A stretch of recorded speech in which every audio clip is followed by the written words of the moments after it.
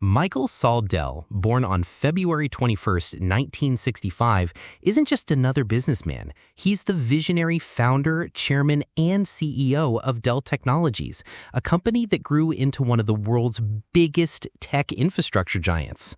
Fast forward to August 2025, and Dell is sitting comfortably among the wealthiest people on the planet. Bloomberg ranks him as the 11th richest person in the world with a jaw-dropping net worth of $136 billion. Now, here's where it gets interesting.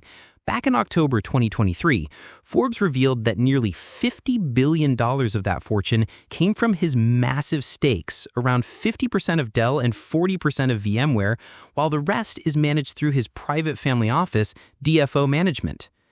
And if you think that's impressive, check this out. In 2013, Dell pulled off one of the biggest management buyouts since the Great Recession, a $24.4 billion deal to take Dell Inc. private. Just a few years later, in 2018, he brought the company back to the public market, proving once again that he knows how to play the long game. Michael Dell's story begins in Houston, Texas, where he was born in 1965 to a Jewish family.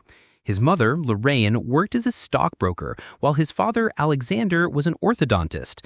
From a young age, Michael wasn't exactly the typical kid. At just 8 years old, he tried to take a high school equivalency exam, hoping to fast-track his way into the business world. By his early teens, Dell was already putting money from part-time jobs into stocks and precious metals. This wasn't just pocket money. It was his first taste of investing. In high school, while most students were focused on grades or sports, Dell was busy experimenting with sales. He sold subscriptions for the Houston Post and quickly figured out something other kids never even thought about. Instead of calling random people, he targeted newlyweds and families who had just moved into new homes. That smart strategy brought him $18,000 in 1 year. But Dell didn't stop there.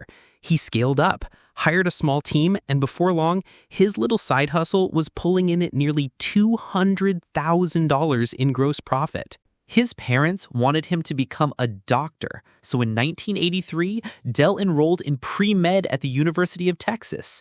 But by the age of 19, the numbers spoke louder than the textbooks. Michael dropped out of college to chase business full-time, a decision that would change not just his life, but the tech world forever. While still a freshman at the University of Texas, Michael Dell was already hustling. From his dorm room, he started a small business assembling and selling PC upgrade kits. His office was room 2713 of the Dobie Center, but that little room would become the birthplace of something massive. Dell quickly realized he could outsmart traditional retailers. Instead of carrying the heavy costs of a computer store, he went straight to the customer. In January 1984, he registered his company as PCs Limited, running it out of a small condo and selling up to $80,000 worth of upgrades and components. His strategy? Build only after the order came in, keeping costs low and customers happy. By May that year, PCs Limited became Dell Computer Corporation. The setup was tiny, just a handful of employees and 3 guys with screwdrivers sitting at 6-foot tables, as Dell later recalled. His startup capital? A mere $1,000. But within less than a decade, Dell's bold vision paid off. In 1992, at only 27 years old, he became the youngest CEO of a Fortune 500 company. By 1996, Dell went online, selling PCs directly through the web, and the numbers were insane. By 1997, Dell.com was pulling in $1 million in sales every single day. The growth didn't stop there. In 2001, Dell overtook Compaq to become the world's largest PC maker, with global shipments growing over 30% while competitors were shrinking. Michael briefly stepped down as CEO in 2004, but the board brought him back in 2007 to lead again. And in true Dell fashion, he made a bold move in 2013, teaming up with Silver Lake Partners and Microsoft to take Dell private in a $25 billion deal. Activist investor Carl Icahn tried to block it, but Dell stood his ground and emerged with a 75% stake in his company. Then came one of the biggest tech deals in history.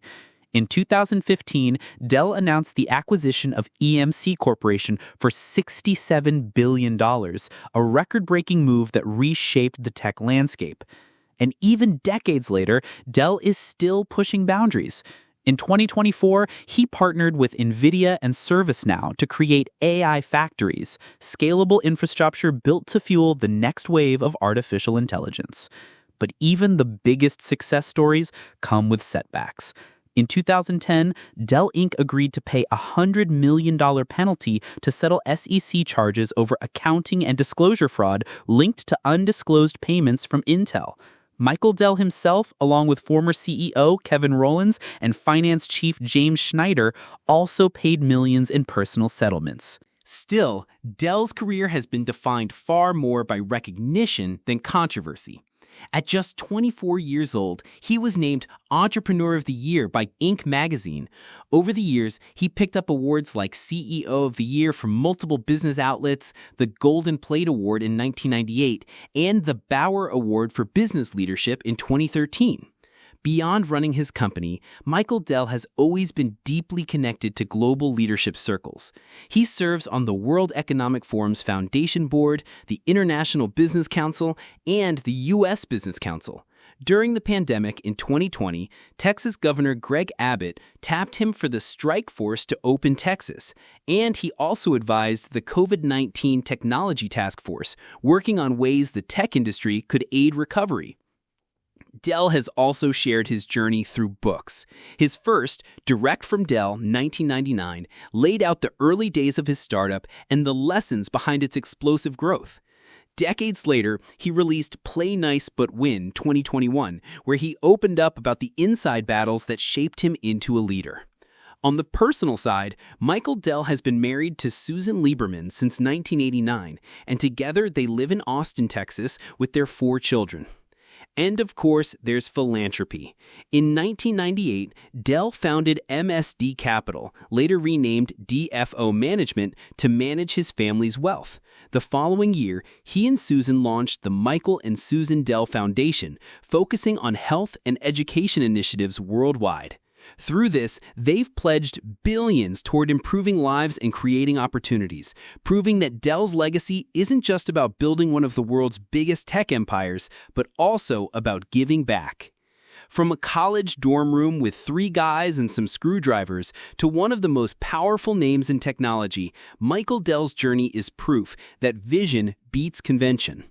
He challenged the rules of retail, survived Wall Street battles, and bet big when others played safe. Today, his story isn't just about building computers, it's about building possibilities. And maybe that's the real lesson here. No matter where you start, if you can see opportunities others don't, you can create a future bigger than anyone imagines.